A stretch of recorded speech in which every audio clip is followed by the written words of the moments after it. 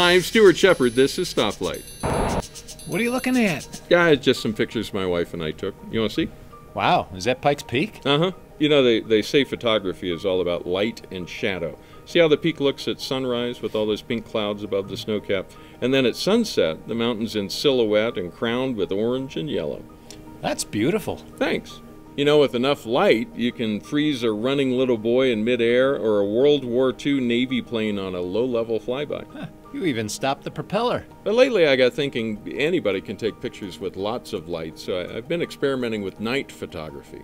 Everybody starts out by shooting something bright, like the full moon or 4th of July fireworks. Ooh, But then I stepped it up and I got this 30-second exposure. That long white streak is the International Space Station moving against the stars.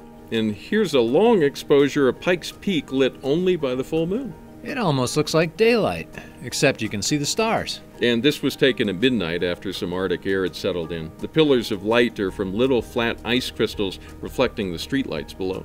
That's like a photographic version of that verse in Philippians. It calls us children of God, above reproach in the midst of a crooked and perverse generation, among whom you appear as lights in the world. Here's what I find fascinating. We often hear people say, things are worse now than they've ever been. Except, when was that verse written that you just quoted? New Testament times. And it's actually quoting Deuteronomy, which would be Old Testament times, which means the world has nearly always been dark. And that means today is your time to shine. Somebody might even take your picture.